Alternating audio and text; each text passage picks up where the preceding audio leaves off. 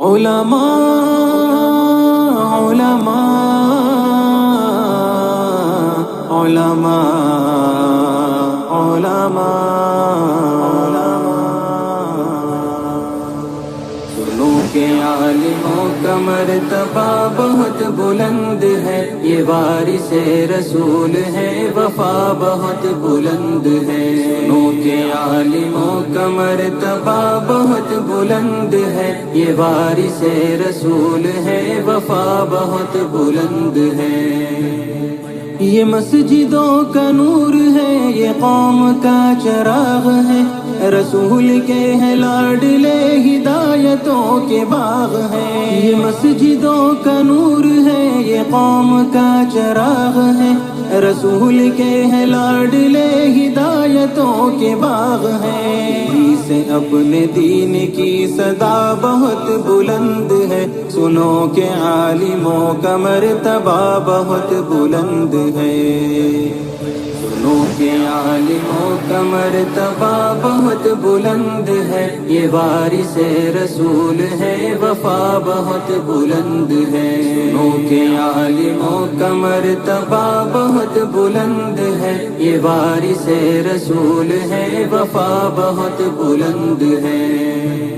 مدارسوں سے زندگی کو کوہ نور کر لیا، ورق ورق نچوڑ کر لہو لہو میں بھر لیا۔ مدارسوں سے زندگی کو کوہ نور کر لیا، ورق ورق نچوڑ کر لہو لہو میں بھر لیا۔ بھی تو ان کی قدر کی جگہ بہت بلند ہے، سنو کہ عالموں کا مرتبہ بہت بلند ہے۔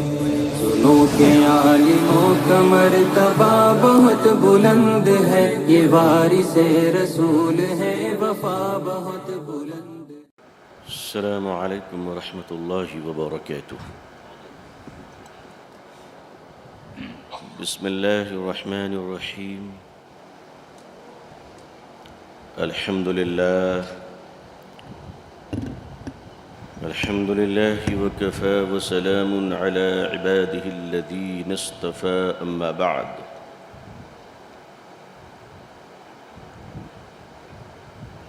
الحمد لله رب العالمين، والعاقبة للمتقين، والصلاة على رسوله محمد وعلى آله وأصحابه أجمعين۔ رب اشرح لي صدري ويسر لي أمري واحلل عقدة من لساني يفقهوا قولي۔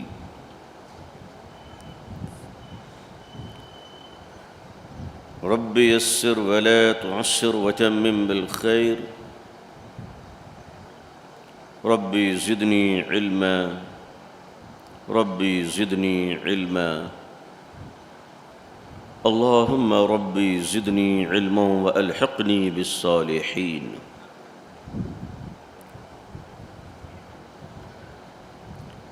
فاعوذ بالله من الشيطان الرجيم، بسم الله الرحمن الرحيم۔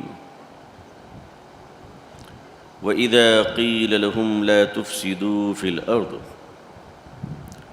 قالوا إنما نحن مصلحون۔ صدق الله العظيم، وصدق رسوله النبي الأمي الكريم۔ اللهم صل على سيدنا محمد وعطرته بعدد كل معلوم لك۔ اللهم صل على سيدنا محمد عبدك ورسولك وعلى المؤمنين والمؤمنات والمسلمين والمسلمات۔ حضرات علماء کرام، بزرگان محترم، نوجوانان اسلام، عزیزان گرامی، سامعین اعظام، عمائدین شہر، اور اس متبرک اور تاریخی مدرسے کی منتظمہ کمیٹی اور اس کے باوقار صدر محترم جناب حضرت مولانا وزیر علی قاسمی صاحب دامت برکاتہم، اس وقت ہم لوگ جن حالات سے گزر رہے ہیں اور ہمارے ملک میں جو گرم ہوائیں چل رہی ہیں اور ان گرم ہواؤں کی وجہ کر امت کا ہر انسان پسینے سے شرابور ہے، حیران و پریشان ہے۔ عزیزان ملت، حالات مسلمانوں کو توڑنے کے لیے نہیں بلکہ مسلمانوں کو جوڑ کر طاقتور بنانے کے لیے آیا کرتے ہیں۔ مسلمان منافق اور کفار حالات سے گھبرا جاتے ہیں، مسلمان حالات کے سامنے ڈٹ کر کھڑے ہو کر اللہ سے مدد کی فریاد کرتے ہیں۔ زندہ قومیں تدبیریں اختیار کیا کرتی ہیں اور مردہ قومیں صرف شکایت کیا کرتی ہیں۔ مسلمانوں، حسد کی راہوں پر نہیں، کمپٹیشن اور مقابلے کی راہوں پر چلنا سیکھو۔ جس بچے کو اس کے ماں باپ گود سے نہ اتاریں وہ 10 سال میں بھی چلنا نہیں سیکھتا۔ باز اپنے پرندے کو پہاڑوں سے گراتا ہے تاکہ یہ اڑ کر شکار کرنا سیکھ لے۔ میری قوم کے لوگوں، یہ حالات اللہ کی طرف سے آئے ہیں ہمیں بہادر بنانے، ہمیں زندہ قوم بنانے کے لیے، تاکہ ہم اپنی زندگیوں کا ثبوت دے سکیں۔ عزیزان ملت، زندہ قومیں پرواز کرتی ہیں اور فریاد بھی صرف اللہ سے کرتی ہے، کسی اور سے نہیں کیا کرتی۔ یاد رکھنا عزیزان ملت، اگر کبوتر کے پر قطر دیے جائیں تو بلی بھی شکار کر لیا کرتی ہے، اور پر اگر درست ہو تو شیر کی بھی اوقات اسے پکڑنے کی نہیں ہوا کرتی ہے۔ اپنے پروں کو، اپنے حوصلوں کو پرندے پروں کے بھروسے اڑا کرتے ہیں، پرندے پروں کے سہارے اڑا کرتے ہیں۔ مومن اللہ کے فضل اور حوصلوں کے سہارے چلا کرتا ہے۔ ہندوستانی مسلمانوں، نہ کل آپ مایوس تھے نہ آج مایوس ہیں، اس لیے کہ مایوس وہ ہوا کرتے ہیں جن کی نگاہیں اللہ کے سامنے اللہ پر نہیں ہوا کرتی۔ لا تقنطوا من رحمت اللہ، اللہ کی رحمت سے مایوس نہ ہو۔ مسلمانوں، ملکوں کی حکومتیں بدلا کرتی ہیں، کائنات کا خدا نہیں بدلا کرتا۔ ہم تو ایک خدا پر یقین رکھنے والی قوم ہیں۔ ہاں، ہمیں سزائیں اس بات کی مل رہی ہیں کہ ہم نے کام کرنے کے وقت کو سو کر گزار دیا۔ بھائی اس بات کی تو سزا ملے گی۔ دیکھو، 2 آدمی کشتی پہ جا رہے، ایک مسلمان ہے ایک یہودی ہے۔ دریا میں کشتی ڈاماڈول ہونے لگی، کشتی ڈوبنے لگی۔ مسلمان نے بھی فریاد کیا اللہ سے، یہودی نے بھی فریاد کیا اللہ سے۔ دونوں نے کہا ہمیں بچا لے، ہمیں بچا لے۔ کشتی ڈوب گئی، دونوں پانی میں ڈوب گئے۔ اب بتائیے، دعا تو دونوں کر رہے تھے، ان دونوں میں بچے گا کون؟ سمپل جواب ہے، جسے تیرنا آتا ہے وہ بچے گا۔ سمپل جواب ہے، جسے تیرنا آتا ہے وہ بچے گا۔ مسلمانوں، ندی کہتی ہے پکار کر، پانی کہتا ہے پکار کر کہ مجھ میں اترنے کی ہمت تبھی کرنا جب تیرنا آتا ہو، کیونکہ ہمارے پاس رحم نہیں ہے، ہمارے پاس اصول و ضابطے ہیں۔ تیرنا آتا ہے تو میرا سینہ چیر کر پار ہو جاؤ، اور نہیں آتا ہے تو میرے پانی میں ڈوب کر مر جاؤ۔ یہ دنیا نظام اسباب اور کمپٹیشن کی جگہ ہے۔ یہاں مانگنے والوں کو بھیک ملا کرتی ہے اور چھیننے والوں کو حق ملا کرتا ہے۔ میری قوم کے لوگوں، آپ طے کیجئے، پچھلے 70-75 سال ہمارے گزر گئے، ہم نے کام کیا، اس میں کوئی دو رائے نہیں ہے، مگر وہ کام صرف اپنے جینے کے لیے کیا تھا۔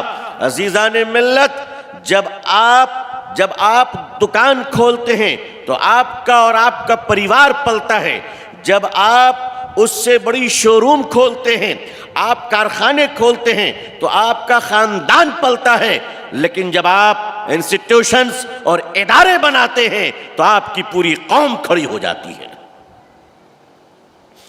چین میں کہاوت ہے کہ اگر 1 سال میں پروفٹ چاہیے تو کھیتی کا کام کرو، 10 سال میں پروفٹ چاہیے تو درخت پیڑ پودے لگاؤ، پھلوں کے باغات لگاؤ، اور اگر 1000 سالوں کی پلاننگ کرنی ہو تو ادارے تیار کرو، ادارے تیار کرو۔ مجھے معاف کیجئے گا، آپ سب نوابی شہر کے لوگ ہیں، حیدرآباد، مگر حیدرآباد کے بارے میں میری اپنی رائے یہ ہے کہ ہندوستانی مسلمانوں میں سب سے زندہ شہر ہے ماشاءاللہ۔ یہ میں اس لیے نہیں کہہ رہا ہوں کہ مجھے آپ سے چندہ لینا ہے، نہیں، بالکل نہیں، میں اس لیے کہہ رہا ہوں کہ آپ کو آپ کی ذمہ داریوں کا احساس دلانا ہے۔ ان سیٹھوں کے مالداروں کے دماغ خراب کر دیے چندہ لینے والے سفیروں نے، حق بولتے نہیں چونکہ پیسے لینے ہیں، سیلا کر کینسر کے پیشنٹ کو بخار کی دوا دے دے کر اسے تباہ کر دیا ہے۔ بھائیو، چنیا بیگم اور نازک مزاجی کے دور سے نکلو۔ میرے پاس ایسے جملے ہیں، میرے پاس ایسے اشعار ہیں جو میں بول کر آپ کو واہ واہ کرنے پر مجبور کر دوں، مگر میں ایسی بات کرنا نہیں چاہتا، اس لیے کہ گلاب کی پتیوں پر میں گفتگو اس لیے نہیں کر سکتا کہ میرے ذہنوں میں میری قوم کی لاشیں اور بارود کی مہک ٹہل رہی ہے۔ میں چاہتا ہوں کہ آپ کے دل کو چوٹ لگے اور یہ ٹس آپ کو سونے نہ دے، آپ کو تڑپنے پر مجبور کر دے، اس لیے کہ زندہ قومیں جب بستر پر بے چین ہوا کرتی ہے تو مسلوں پہ کھڑے ہو کر خدا کو مناتی ہے، اور دن کے اجالوں پہ سواری پر چڑھ کر وہ اس نظام کائنات کو فتح کیا کرتی ہے۔ ہماری قومیں رات کے 2 بجے تک چائے کی ہوٹلوں میں بیٹھ کر تبصرہ کرتی ہے کہ جو بائیڈن کو پوٹن کے ساتھ پنگا لینا چاہیے کہ نہیں لینا چاہیے۔ آپ سے پوچھا تھا کسی نے؟ رات کے 2 بجے تک جاگنے والی قوم صبح 11 بجے اٹھ کر فیس بک پہ فارورڈ کرتی ہے دین کی خدمت کرو۔ میری قوموں کے لوگوں، ہمارا مقابلہ اس ملک میں ایسے لوگوں سے ہے جو صبح 3 بجے اٹھ کر دوڑا کرتے ہیں۔ دشمن ضرور ہے مگر اس سے سیکھنے کے قابل ہے، وہ دشمن ضرور ہے مگر اس کی خوبیاں سمجھنے کی ضرورت ہے۔ مسلمانوں، جو قومیں 3 بجے اٹھ کر محنت کرتی ہے اس قوم کا مقابلہ صبح 10 بجے اٹھنے والی قوم کبھی نہیں کر سکتی، چاہے وہ اولیاء اللہ کے ناتی اور پوتے کیوں نہ ہو جائیں۔ عزیزان ملت، محنت کرنے والی قوم کا مقابلہ بد دعاؤں سے نہیں کی جاتی ہے، دعاؤں سے کی جاتی ہے، محنت سے کی جاتی ہے، کوششوں سے کی جاتی ہے۔ نسبتیں تبھی کام آتی ہیں جب نسبت کی حیثیت اس کے اندر موجود ہو۔ شیر کا بچہ شیر تبھی کہلائے گا جب وہ شکار کرنا جانتا ہو، اگر شکار ہو جائے تو وہ گیدڑ کہلاتا ہے، شیر نہیں کہلایا کرتا۔ نبی کریم صلی اللہ علیہ وسلم نے اس امت کو اپاہج نہیں بنایا، اس امت کو لنگڑا نہیں بنایا، اس امت کو لولا نہیں بنایا، معاف کیجئے گا، سچائی تو یہ ہے کہ اس امت کو بزدل نہیں بنایا۔ میرے آقا صلی اللہ علیہ وسلم نے اس امت کو کھڑا کیا۔ سچ لکھا ہے ایچ مائیکل ہارٹ نے دی 100 میں، 28 سالوں میں کتاب مکمل کی۔ ایچ مائیکل ہارٹ نے کتاب لکھی دی 100۔ دنیا کا سب سے بڑا انسان محمد رسول اللہ صلی اللہ علیہ وسلم ہے۔ وہ ایچ مائیکل ہارٹ یہودی ہے مگر حضور صلی اللہ علیہ وسلم کی تعریف پر مجبور ہو رہا ہے۔ خوبی تو وہی ہے جو دشمن کے سر چڑھ کر بولے، خوبی تو وہی ہے جس کا اقرار دشمن بھی کرنے پر مجبور ہو جائے۔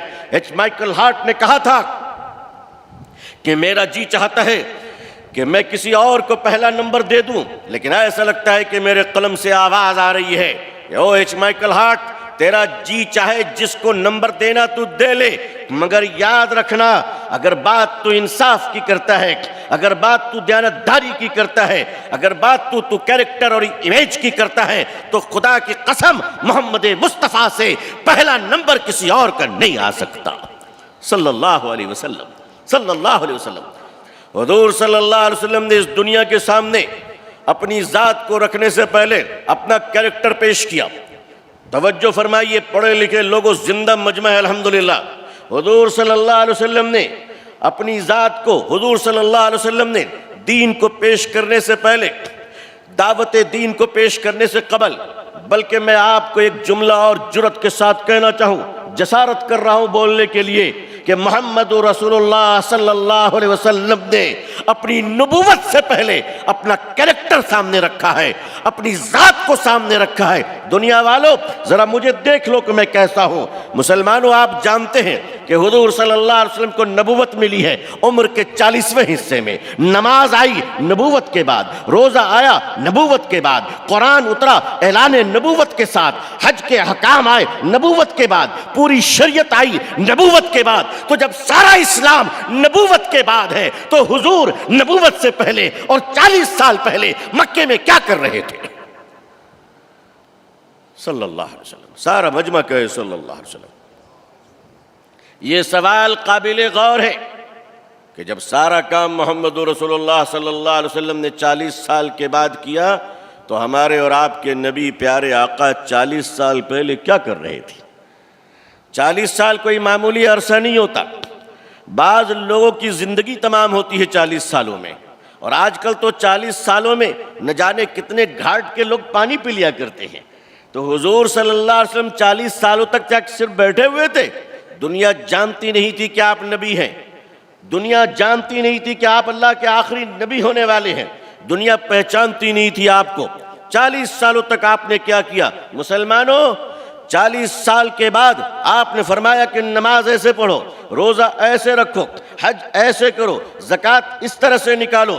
لیکن 40 سال پہلے میرے آقا صلی اللہ علیہ وسلم نے مکے میں بتایا کہ زندگی کیسے گزاری جاتی ہے، پرسنل بیہیویئر کیا ہوتا ہے، سیلف کیریکٹر کیا ہوتا ہے، اخلاق کیا ہوتا ہے۔ وہ محمد رسول اللہ صلی اللہ علیہ وسلم جو بچپن میں چھوٹی سی عمر میں مکے سے دائی حلیمہ کے گود میں بیٹھ کر اونٹنی میں سوار ہو کر طائف کی گلیوں میں قبیلے بنو سعد تشریف لے جاتے ہیں، حلیمہ گود سے لگا کر سینے سے لگا کر پرورش کرتی ہے۔ وہ میرا محمد میرے آقا صلی اللہ علیہ وسلم، وہ عبداللہ کے دلارے در یتیم آمنہ کے لال، جب حلیمہ کے سینے سے لگ کر دودھ پیتے ہیں تو ایک چھاتی سے دودھ پینے کے بعد حلیمہ جب دوسری کی طرف لے جاتی ہے تو میرے آقا رک جاتے ہیں، فرماتے حلیمہ ایک طرف میں نے دودھ پی لی ہے، دوسری طرف تیرے اور بچوں کا حق ہے۔ صلی اللہ علیہ وسلم میرے آقا نے بتایا دیکھو میرا بچپنا کیا ہے۔ وہ حضور صلی اللہ علیہ وسلم 10 سال کی عمر میں مکے کے گلی سے گزر رہے ہیں، قریش کے سردار بیٹھے ہیں، بنو ہاشم کے لیڈران بیٹھے ہیں، مکے کے چودھری اور سیٹ بیٹھے ہوئے ہیں۔ حضور صلی اللہ علیہ وسلم راستوں سے گزرتے ہیں، مکے کے بڑے بڑے رئیس، مکے کے بڑے بڑے سردار احتراماً اٹھ کر کھڑے ہو جاتے ہیں۔ لوگوں نے کہا تم ہمارے سردار ہو، تم کھڑے کیوں ہوئے؟ تو سرداروں نے کہا وہ دیکھتے نہیں ہو عبد المطلب کا پوتا آ رہا ہے، سچوں کا سچا آ رہا ہے، سچ بولنے والا آ رہا ہے، وہ دیکھو امین آ رہا ہے، امانت دار آ رہا ہے، جس نے مکے کے اندر اپنی دھاک بٹھا لی ہے کہ دشمن کو بھی اگر اپنی امانت محفوظ رکھنی ہو تو کسی اور کے پاس نہیں، محمد مصطفیٰ کے پاس رکھ دو صلی اللہ علیہ وسلم۔ حضور صلی اللہ علیہ وسلم نے اپنا کیریکٹر دنیا کے سامنے پہلے پیش کیا، دنیا والوں نے تسلیم کیا۔ آپ جھوٹ نہیں بولتے، آپ امانت میں خیانت نہیں کرتے، آپ کسی کا مال لے کر دباتے نہیں ہیں، آپ وعدہ کر کر وعدہ خلافی نہیں کرتے۔ میرے آقا صلی اللہ علیہ وسلم نے اپنے کیریکٹر جب مکے والوں کو دکھایا، اور مکے والوں نے بچپن سے لے کر 40 سال کی عمر تک آپ کی زبان دیکھی، آنکھوں میں حیا دیکھی، ادائیں دیکھی، نزاکتیں دیکھی، اخلاق دیکھا، اس کا حسن دیکھا، کردار دیکھا، نعمتیں دیکھی، انداز دیکھا، اللہ اکبر، تکلف دیکھا، تواضع دیکھا، انکساری دیکھی، میرے آقا صلی اللہ علیہ وسلم کی ہر خوبیاں جب مکے والوں نے دیکھ لی، تب جا کر اللہ نے آپ کے نبوت کا اعلان کیا، یہ کہتے ہوئے کہ مکے والوں تم میرے نبی کی مخالفت تو کر سکتے ہو لیکن میرے محمد کو جھوٹا نہیں کہہ سکتے صلی اللہ علیہ وسلم. تم میرے رسول سے دشمنی تو کر سکتے ہو لیکن اسے بے ایمان نہیں کہہ سکتے. آج مسلمان کو حاجی تو کہہ سکتے ہو مگر سچا ہے کہ نہیں کہنے میں مسئلہ ہے، مشکل ہے بھائی. 20 حج کر کے آیا یہ گواہی تو دے سکتا ہوں، ابھی بھی یہ سچ بول رہا ہے، یہ گواہی دینا ذرا مشکل ہے. بھائیو، اگر کسی کو قرض دینا ہو تو داڑھی، ٹوپی، نماز کے نشان، تسبیح، جبہ، دستار، حج، عمرہ، تہجد دیکھ کر قرض مت دینا. قرض دینا ہو تو یہ دیکھ کر دینا کہ وصولنے کی طاقت ہے کہ نہیں، کیونکہ قرض لینے کے بعد یہ فرشتہ پہلی بار شیطان نظر آئے گا. سبھی لوگ نہیں، آپ لوگ تو خیر بہت نیک شریف لوگ ہیں ماشاءاللہ. وہ فرشتہ پہلی بار شیطان ہوگا. عزیزان ملت، یہ فطرت آ جا رہی ہے مسلمانوں کی. میرے آقا صلی اللہ علیہ وسلم سے پوچھا گیا آپ کی امت یہ گناہ کر سکتی ہے؟ آپ نے فرمایا کر سکتی ہے. فرمایا کہ وہ گناہ کر سکتی ہے؟ آپ نے فرمایا کہ ہاں مسلمان وہ گناہ بھی کر سکتا ہے.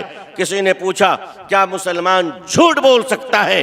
میرے آقا صلی اللہ علیہ وسلم نے فرمایا جو میرا ہوگا وہ جھوٹا نہیں ہوگا. آج بھارت کا 95% مسلمان جھوٹ بول رہا ہے. تم طے کرو کہ تم کس کے لوگ ہو.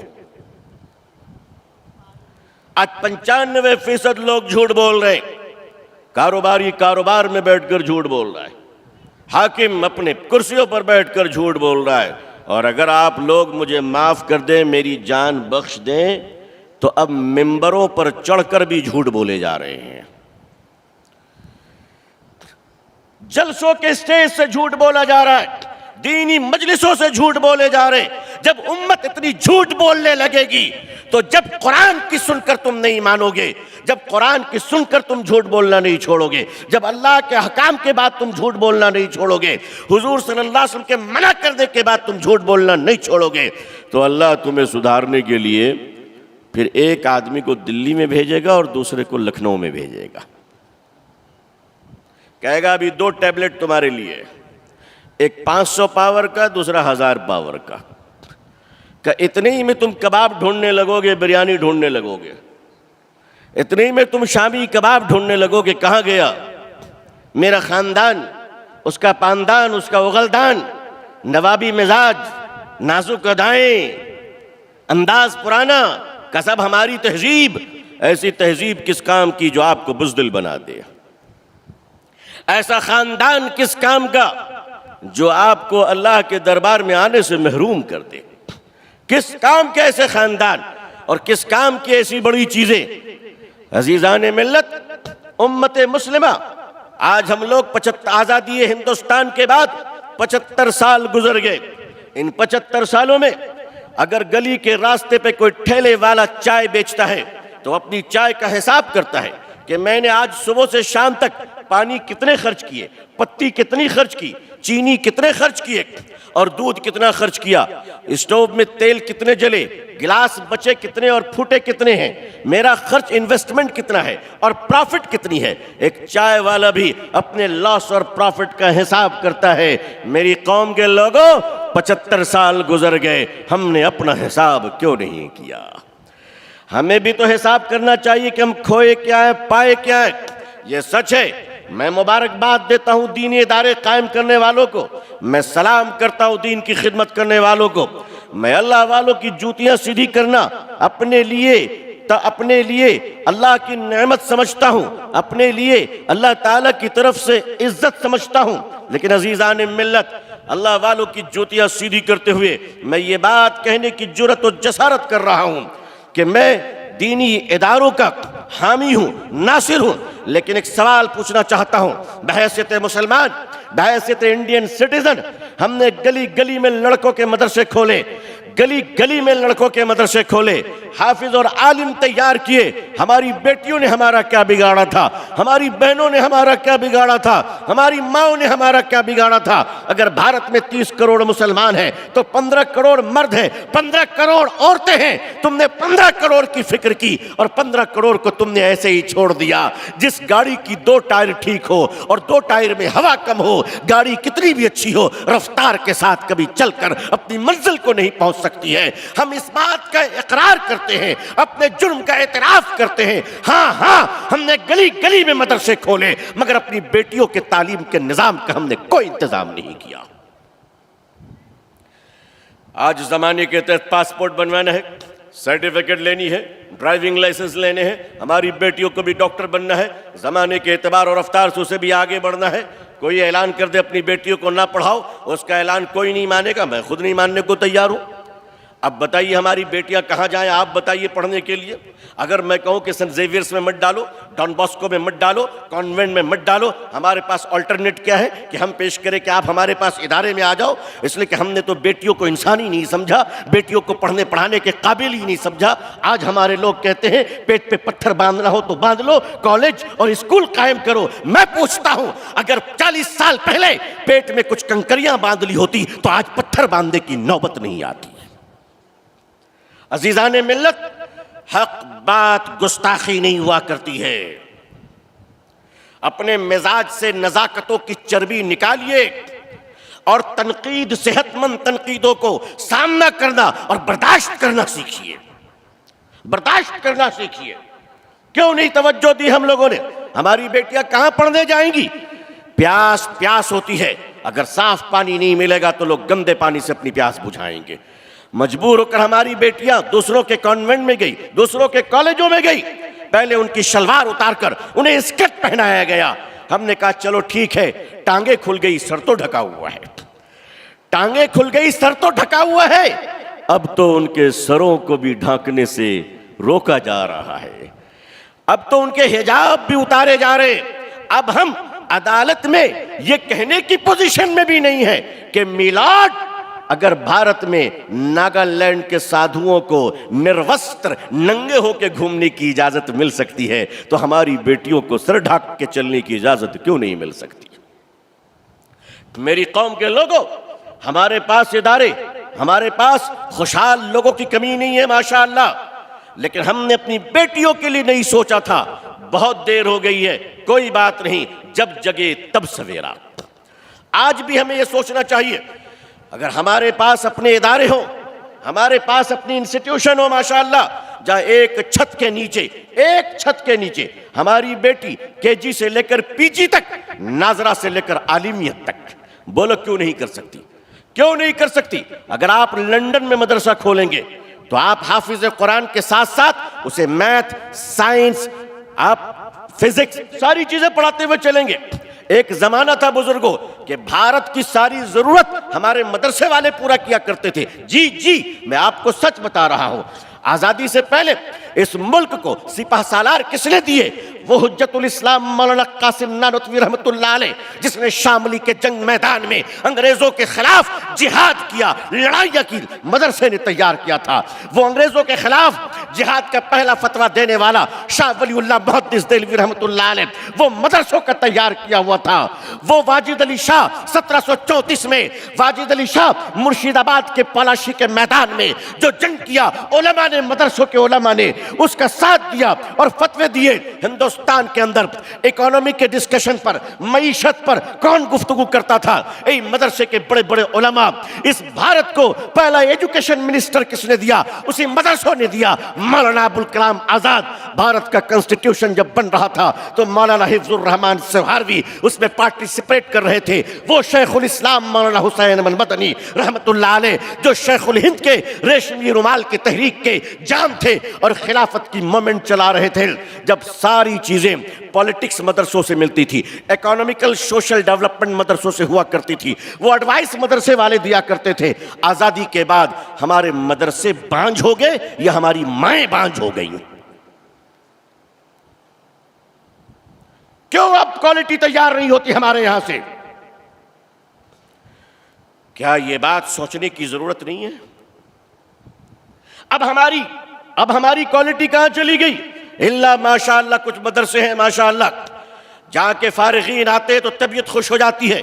میں خود بڑا کم پڑھا لکھا آدمی ہوں، لیکن یقین مانیے مجھے اس وقت افسوس ہوتا ہے کہ اس بھارت کے اندر ایسے بھی مدرسے ہیں جہاں کے فارغین اپنے سند جو ملتی ہے سند اس کی عبارت پڑھنے کے قابل نہیں ہے. بات میری سخت ہے مگر یہ حقیقت ہے، عبارت پڑھنے کے قابل نہیں ہے. کیا ہو رہا ہے ہمارے یہاں؟ ہماری کوالٹیاں کہاں چلی جا رہی ہے؟ عزیزان ملت، اگر ہم لوگ سچائیوں کا سامنا نہیں کریں گے اور اپنی کوالٹی میں کمپٹیشن نہیں کریں گے تو اس ملک میں تہجد کے ساتھ تم مٹا دیے جاؤ گے، مدرسوں کے ساتھ مٹا دیے جاؤ گے، مسجدوں کے ساتھ مٹا دیے جاؤ گے. اندلس میں مسجدیں کم نہیں ہو گئی تھی، اندلس میں علماء کی کمی نہیں ہو گئی تھی، مگر اندلس کیوں تباہ ہوا؟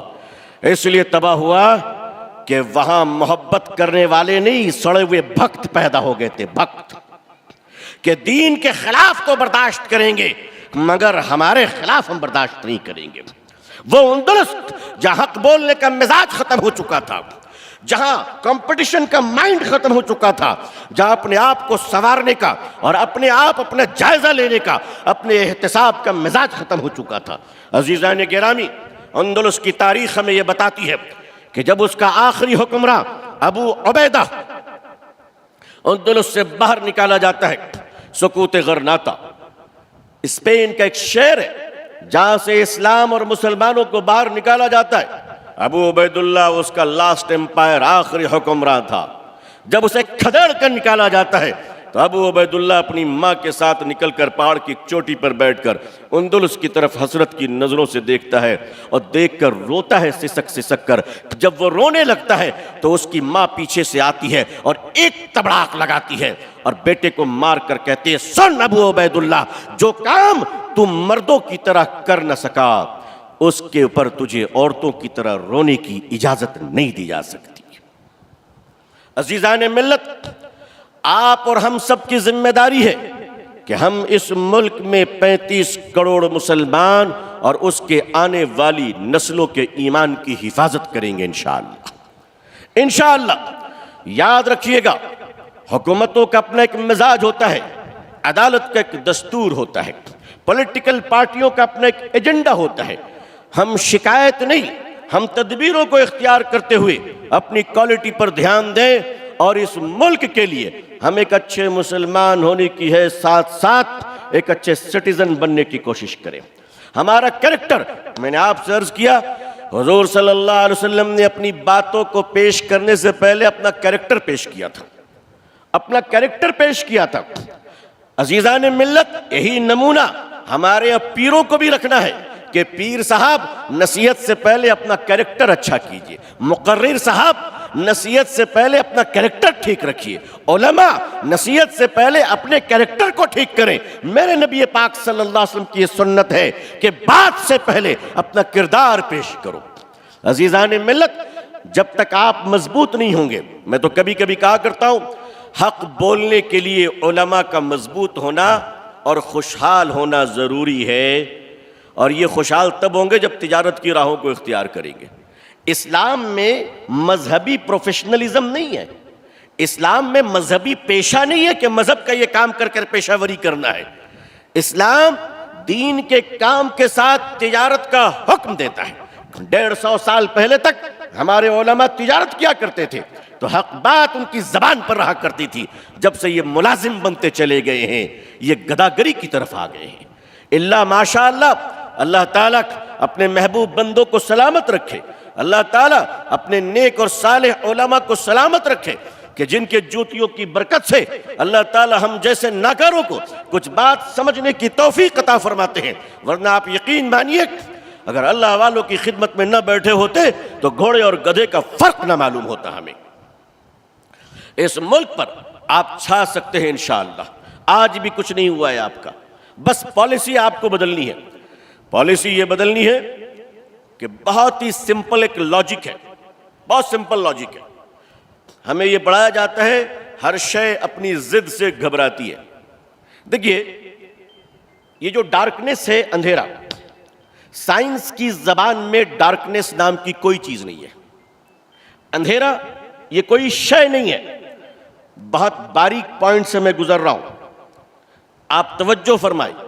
اندھیرا یہ کوئی شے نہیں ہے, روشنی کی غیر موجودگی کا نام اندھیرا ہے. روشنی کی غیر موجودگی کا نام اندھیرا ہے. روشنی دور ہوگی, اندھیرا آتا چلا جائے گا. روشنی قریب آئے گی, اندھیرا بھاگتا جائے گا. ہم ٹمٹماتے ہوئے چراغ سہی, ہندوستان میں ہم ٹمٹماتے ہوئے چراغ ہی سہی, مگر اندھیرے کو خوف ہمیں سے ہے. اندھیرا ہمیں سے گھبراتا ہے. عزیزان ملت, اندھیرے کو کوئی فرق نہیں پڑتا کہ دیا سونے کا ہے یا مٹی کا ہے. اندھیرے کو فرق پڑتا ہے تو چراغ کی روشنی سے فرق پڑتا ہے. اندھیرا نام کی کوئی چیز نہیں. اسی طرح یاد رکھیے گا, قرآن کریم نے کہا جاء الحق وزہق الباطل ان الباطل کان زہوقا. حق آیا, باطل گیا. بے شک باطل تو ہوتا ہی ہے جانے کے لیے. اس کا مطلب بالکل صاف ہے کہ ایکشن کا ریئیکشن اور ایوری ورک کا کمپٹیشن کیا پاسبل ہے. ہمیں بہت لاجیکل پرفارمنس پیش کرنے ہوں گے. ہمارے ملک کی بدقسمتی یہ ہے کہ ہم لاجک سے زیادہ میجک پہ بلیو کرتے ہیں, قرآن سے زیادہ عاملوں پہ بھروسہ کرتے ہیں, اللہ کے کلام سے زیادہ تعویذیں لٹکانا اپنے لیے زیادہ اہم سمجھتے ہیں. جب آدمی لاجک سے زیادہ میجک پہ بلیو کرے گا تو اس کے گھروں میں دانشور نہیں بابا پیدا ہوں گے. اور بابا گیری کرنے کے لیے کسی ڈپلوما کی ضرورت نہیں ہے. کسی بھی ایک رنگ کا کپڑا اوپر سے نیچے تک پہن لے. جو جتنا بڑا جاہل وہ اتنا بڑا بابا, یہی تو اس کی کوالیفیکیشن ہے. اور بابا گیری کرنے کے لیے بس اتنا کافی ہے کہ بھیج مالک عقل کا اندھا چل جائے اپنا دھندا. کلکتے میں ایک کہاوت ہے کہ جب تک بے وقوف زندہ ہے چالاک کبھی بھوکا نہیں مرے گا. ظاہر سی بات ہے پروفیشن کافی اچھا ہے. عزیزان ملت, ورک کا کمپٹیشن ورک سے ہوتا ہے. مسلمانوں کو یہ لاجک اپنانی ہے کہ قرآن نے اسے ایک حکم دیا ہے. مسلمانوں کو, امت مسلمہ کو قرآن کریم نے ایک ایجنڈا دیا ہے. اس ایجنڈے کو ذرا آپ غور فرمائیں کہ اے امت مسلمہ, تم بہترین امت ہو, تم بہترین لوگ ہو, تم اللہ کے بڑے نیک بندے ہو. تم ایک کام کرنا, اور تم نیک اسی لیے ہو کہ تم لوگوں کو بھلائی کی طرف بلاتے ہو اور برائی سے روکتے ہو. کنتم خیر امت اخرجت للناس تأمرون بالمعروف وتنہون عن المنکر, کہ لوگوں تم بھلائی کی طرف بلاتے ہو اور برائیوں سے روکتے ہو.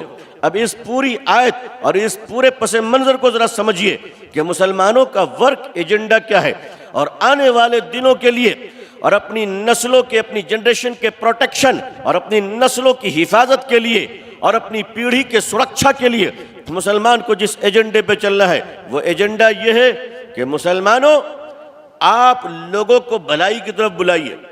بلائیں گے انشاءاللہ, لیکن نہیں بلانے کا انجام پہلے میں آپ کو بتاؤں. دیکھو, مسلمان فری نہیں رہ سکتا, اس لیے کہ مسلمان آئرن نہیں میگنیٹ ہے. آئرن اور میگنیٹ میں ڈفرنٹ ہے. میگنیٹ وہ اپنی طرف کھینچنے کی طاقت رکھتا ہے, لوہا کھینچنے کی طاقت نہیں رکھتا. کشش ثقیل اور قوت کشش یہ مقناطیس میں ہے, لوہے میں نہیں ہے. تو میگنیٹنگ پاور میگنیٹ میں ہے, آئرن میں نہیں ہے. مسلمان میگنیٹ ہے, آئرن نہیں ہے. تو مسلمان کو جو ٹاسک دیا گیا وہ ٹاسک دیا گیا کہ سود کھانے والوں کو حلال کی طرف بلاؤ, جھوٹ بولنے والوں کو سچ کی طرف بلاؤ, چوری کرنے والوں کو ایمانداری کی طرف بلاؤ. ہارون رشید نے ایک بار پوچھا حضرت خواجہ بہلول رحمۃ اللہ علیہ سے, امت کے بڑے مجذوبوں میں گزرے ہیں اللہ کے ولی, پوچھا اے خواجہ بہلول یہ بتائیے کہ چوری کرنے والوں کو کیا سزا دی جائے؟ تو خواجہ بہلول رحمۃ اللہ علیہ نے بڑا تاریخی جملہ فرمایا تھا. فرمایا کہ چور اگر پیشہ ور ہے تو ہاتھ کاٹ دیا جائے, اور اگر بھوک کی وجہ سے چوری کی ہے تو حاکم وقت کا سر قلم کر دیا جائے. حاکم بنو. مسلمانوں, اگر اس دنیا میں برائی پھیل رہی تمہارے رہتے ہوئے تو یہی سب سے بڑا گناہ ہے, سب سے بڑا گناہ ہے. تمہارے نماز روزے کی کمی وہ تو ہے، ہم سب کے اندر ہے، اللہ ہمیں نیک اور مکمل اور کامل بنائے. لیکن سب سے بڑا گناہ یہ ہے نظروں کے سامنے غلط دیکھنے کے باوجود ہم میں جرت نہیں کہ ہم روک لیں. اپنے بیٹے کو ہم نہیں روک پاتے. ہمارے بچے رات میں، مسلمانوں کے بچے رات میں فون میں چیٹنگ کرتے ہیں تو ماں اور باپ یہ آواز دیتے بیٹا جلدی سو جا صبح اسکول جانا ہے.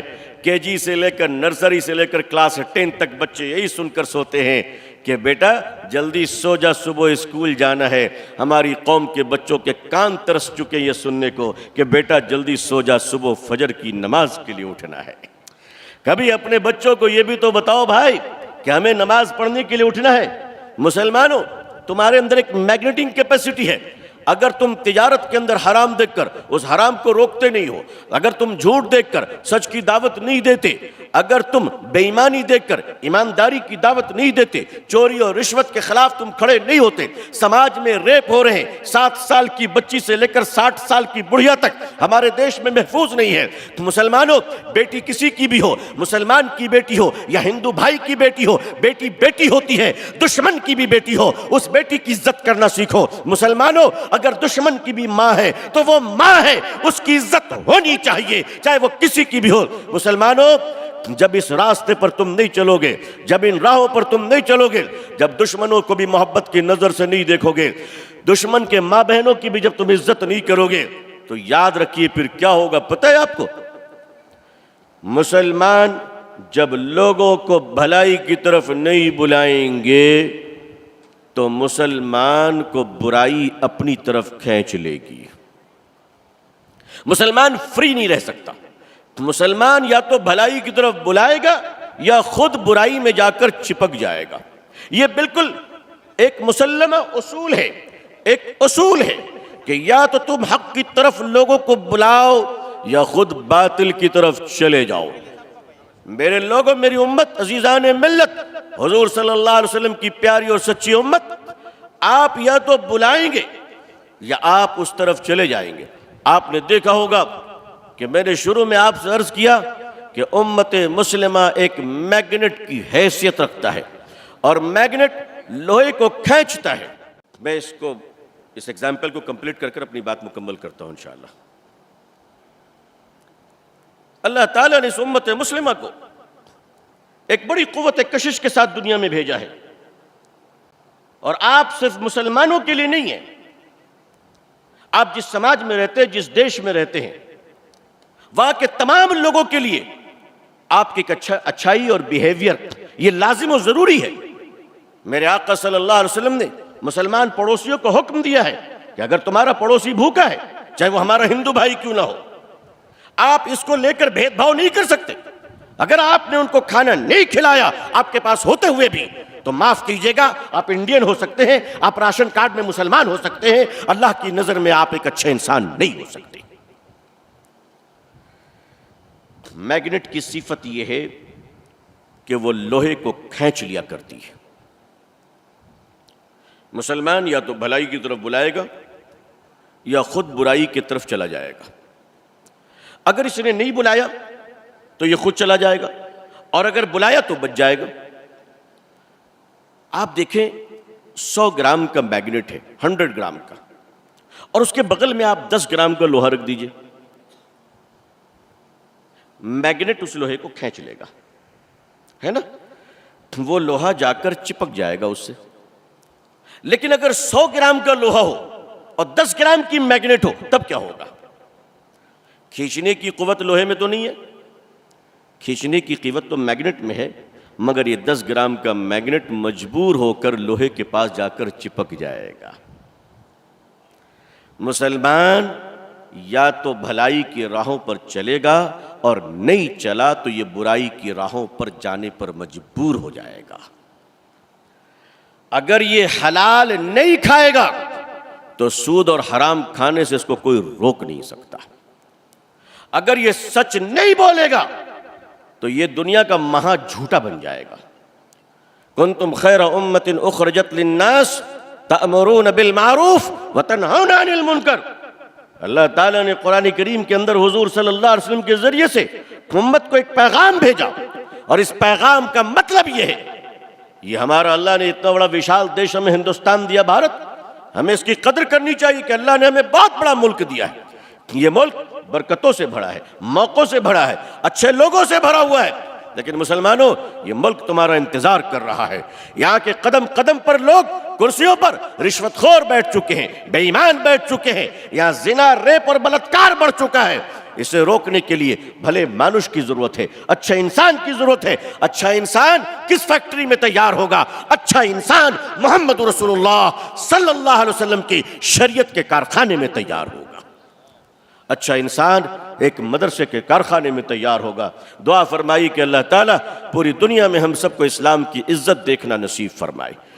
اللہ اقوام عالم اور اہل ہندوستان کے دلوں میں اسلام کے لیے اور مسلمانوں کے لیے جذبہ محبت و احترام پیدا فرمائے. اللہ تعالیٰ ہمارے بھارت میں امن اور شانتی عطا فرمائے. یہاں کے کونے کونے میں اللہ ٹھنڈی ہوائیں چلائے. اللہ ہمارے دیش کو بری نظروں سے بچائے. یہاں رہنے والے مسلمان بھائی، ہندو بھائی، سکھ، کرسچن، جین، پارسی، سارے دھرم اور ساری زبان بولنے والے انسانوں کے بیچ میں بھائی چارگی اور محبت پیدا فرمائے. اللہ ہمیں اور آپ کو اور پوری امت مسلمہ کو، ہمارے اور آپ کے اہل و عیال کو صحت، عافیت، سلامتی، خیر، خوشحالی، تندرستی کے ساتھ اللہ اسلام پہ زندگی، ایمان پر خاتمہ نصیب فرمائے. آمین یا رب العالمین.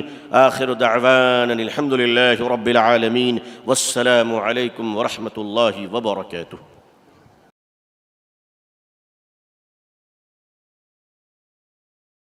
مفتی عربین ڈریس، اسلامک فیشن، عربی دقلات، مکتب کے بچوں کے لیے ایک نایاب تحفہ. رمضان، عید اور دیگر تقریبات کے لیے عمدہ کوالٹی کے دلکش خوبصورت عربی ڈریسز انڈیا میں کہیں بھی حاصل کرنے کے لیے ابھی کال کریں. مفتی عربین ڈریس، ابراہیم پورہ، بھوپال، انڈیا. سنشائن ہربل مایوس شادی شدہ مردوں کے لیے جڑی بوٹیوں سے تیار کردہ اثردار دوا. اس کے علاوہ وزن بڑھانے اور موٹاپا کم کرنے کے لیے لاجواب دوائیں انڈیا میں کہیں بھی حاصل کرنے کے لیے ابھی کال کریں. الخدم ٹورز اینڈ ٹریولز انڈیا. تکمیلی تلبینہ، طاقت، صحت اور شفا کے لیے ایک بہترین نسخہ. ابھی آرڈر کریں. تکمیلی herbal health care, Malegaon, India. G S herbal wholesale Ayurvedic و یونانی ادویات کا قابل اعتماد مرکز. ابھی کال کریں اور ایک مرتبہ ضرور آزمائیں. جی ایس ہربل آپ کو رکھے صحت مند. چوکو اسٹار اعلیٰ کوالٹی کے عمدہ لذیذ چاکلیٹس، علماء، حفاظ اور تجارت کرنے والوں کے لیے بہترین موقع. چوکو اسٹار، اورنگ آباد. مزید تفصیلات کے لیے ابھی کال کریں.